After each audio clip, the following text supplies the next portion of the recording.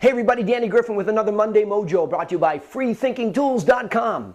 Well, it's that time of year again where I jump on my stationary bike in front of my TV and I turn on the Tour de France. It's so easy to disappear into all those great twists and turns of the French countryside. You can almost feel the breeze as the course makes its way downhill. The crowd of onlookers is absolutely rabid in their collective enthusiasm for all the home country favorites. So much so that they actually narrow the course at some points to barely impassable. It's an adrenaline rush to watch. Me, however, I prefer the hills. I never was quite the sprinter when I ran cross country or skied a 2-day 100-mile marathon. For me, it was all about the chance to gain ground when the course would rise up with its toughest challenges. I could see it in the faces of the competition.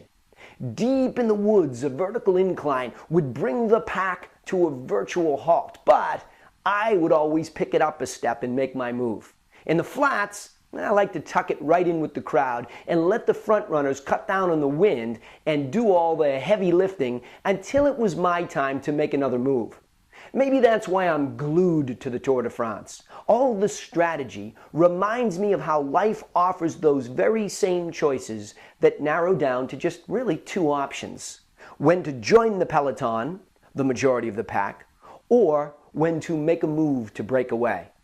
Now, although breaking away sounds like the move of the hero, it can also be the mistake of the foolish and unprepared. Like anything in life, preparation and strategy before the start of each section could spell success or failure. The what-ifs need to be worked through. Factors like heat, rain, wind, terrain, and many more. How will the competition strategize? What if a black swan or the unexpected rears its head? Well, those that are prepared but flexible may see the bump in the road as their opportunity. So again, when should you go with the Peloton and when should you break away? They both can be very powerful. Have you ever seen the pack get so much momentum that they go blowing by the original breakaway bravados only feet from the finish line after hours and miles of hard work?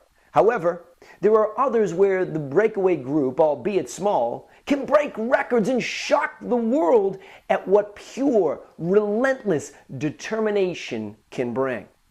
So, before you attack the Pyrenees Mountains or fly down hills towards the Champs-Élysées, chart a course of action, know your strengths, push your weaknesses, be prepared to pounce on opportunity.